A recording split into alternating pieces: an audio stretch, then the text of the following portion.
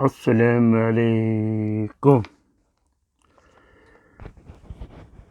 اس کے بعد فیض کی ماں اور بہن کو اس کے بڑے بیٹے کی ساس نے بڑا ذلیل کر کے گھر سے باہر نکال دیا۔ کہہ رہے میرے گھر سے نکل جاؤ، اور بالکل اسی طرح سے انہوں نے حریم کو گھر سے نکال دیا تھا۔ اس لیے کہتے ہیں اصلی نقلی بننے نہیں، پیدائشی ہوتے ہیں نقلی۔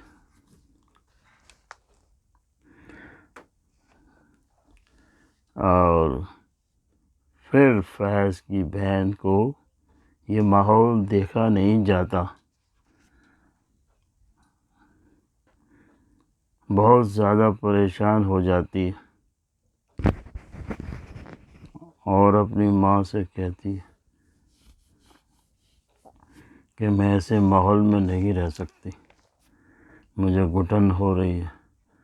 وہ بہت سمجھاتی ہے کہ بھائی جان آتے ہیں تو پھر ہم دیکھتے ہیں، پھر کہیں نہ کہیں جب تک تو رہو، لیکن وہ نادان کی دوستی جیکن جنجال وہ نہیں مانتی، بیگ لے کے اپنا گھر سے نکل جاتی ہے۔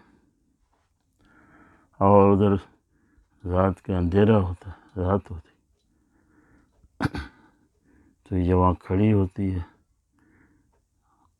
تو اتنے میں وہ لڑکے جو ڈاکو وہاں سے گزرتے ہیں، دیکھتے ہیں اس کو اکیلی کھڑی ہے، اور فوراً بیگ چھیننے کی کوشش کرتے ہیں، کہتے ہیں بیگ ہمیں دے دو نہیں تو گولی مار دیں گے۔ اور اس طرح راستے میں ڈاکو کو دیکھ کر بہت گھبراتی ہے، اور اس کا بیگ چھیننے کی کوشش کرتے ہیں۔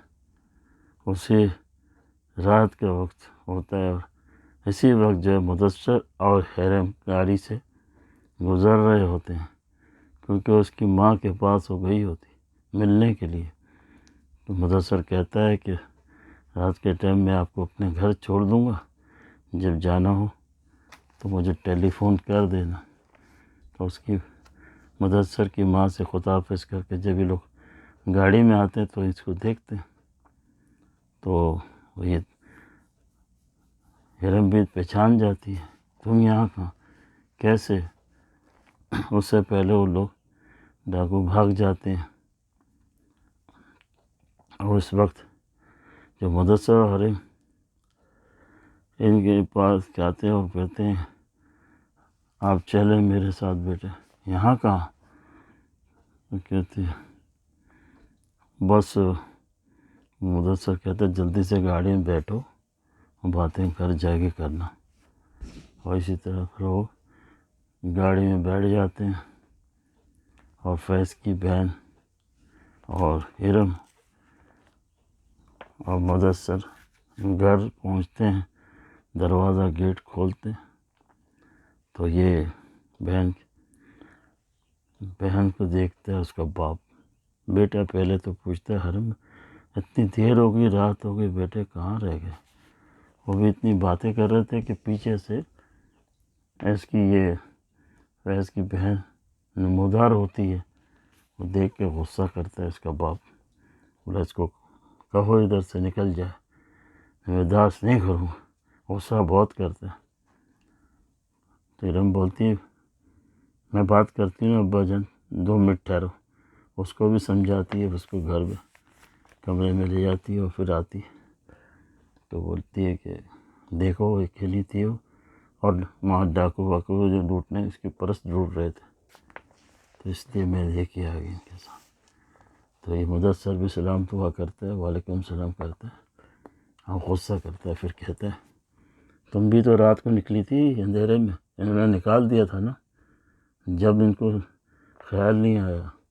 بولا غصہ نہ کر ابو جان، اور اس طرح وہ سمجھاتی ہے اپنے باپ کو۔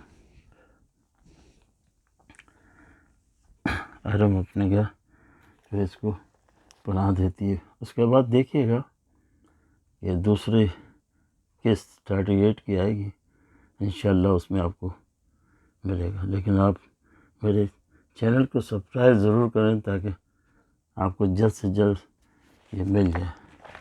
اچھا مجھے اجازت دیجیے، خدا حافظ۔